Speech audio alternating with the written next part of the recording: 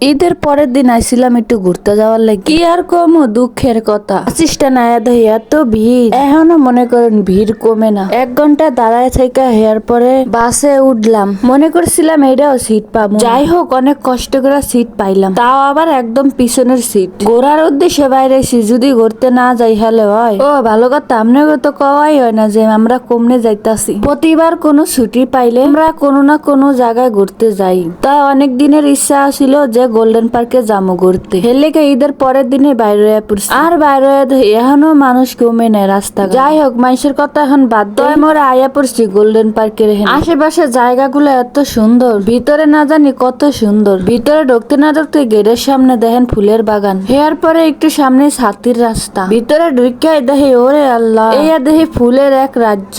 এই গেটটা দেখলেই পুরা মাথা নষ্ট। বিয়া বাড়িও এত সুন্দর করে গেট সাজায় না। যতটা সুন্দর মোবাইলে দেখছি তার চেয়েও আরো অনেক বেশি সুন্দর। আমার বাড়ি যদি পার্কের আশেপাশে থাকতো তাহলে মনে হয় আমি প্রতিদিনই পার্কে আইতাম। এত এত ফুল, আর দেখেন বেড়ারা কেমন একটা ফুল ছেড়তেও দেয় না। বেড়াগো মাথায় আল্লাহ কত বুদ্ধি দিছে, তাই তো এত সুন্দর করে পার্কটা সাজাইছে। আর এই সাইডে দেখেন ফুলের এক বাগান, দেখলেই মনটা শান্তি। যেমনে যাই হেমনে দেই খালি ফুলের বাগান। আবার মনে করেন না প্লাস্টিকের ফুল, এটা কিন্তু অরিজিনাল ফুল। ফুলের গ্রানে পার্কটা পুরা ভরে গেছে। আমার জামাইরে কইলাম তুমি খালি আরো আর তোমার ভিডিও বানাই। ভিডিও যে বানাম তাও শান্তি পাওয়া যায়, এত পরিমাণ মানুষ। অনেক ঘোরাঘুরি করলাম, হাঁটতে হাঁটতে পুরা হরান হয়ে গেছি। তাই একটা গাছের নিচে সবাই বইছি।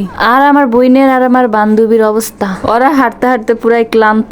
আমার বোনের মনটা খারাপ হয়ে গেল, কারণ ওর জুতা পাই দিয়ে পায়ে ঠোসা পড়ে গেছে। আমার জামাইরে কইলাম এত সুন্দর একটা মুহূর্ত ভিডিও না করলে হয়, তাই তুমি ভিডিও করো। আজকে সবাই মিলে খুবই মজা করলাম। তো এত সুন্দর ভিডিও বানাইলাম, আপনাদের কাছে কেমন লাগলো অবশ্যই কমেন্ট করে বলবেন। আর এদিকে দেখেন পিছনে একটা ফুলের রাজ্য, আসলে কিন্তু খুব সুন্দর পার্কটা। অনেক দিনের ইচ্ছা ছিল পার্কটা দেখার, আজকে সেই ইচ্ছাটা পূরণ হলো। আর আমার পিছনের রাস্তাটা দেখেন, মানে এত সুন্দর। আমার জামাই রেখলাম তুমি হাঁটো, যেইভাবে র্যাম্পে হাঁটে ওইভাবে হাঁটবা।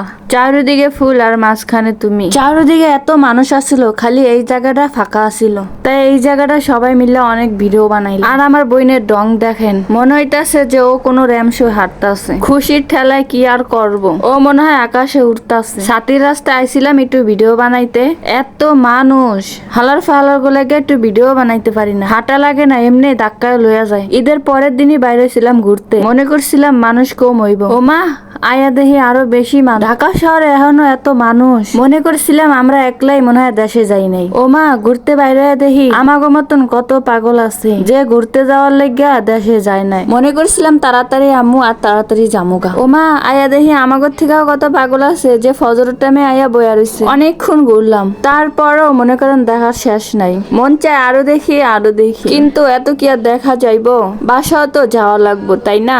তো আজকে আমাদের ভিডিও কেমন লাগলো অবশ্যই কমেন্ট করে বলবেন। আমরা তো সবার মতন সুন্দর করে ভিডিও বানাইতে পারি না, তাই এত সুন্দর হয় না। তো আজকের ভিডিও এইটুকুই। আপনারা সবাই ভালো থাকবেন, সুস্থ থাকবেন। আল্লাহ হাফেজ।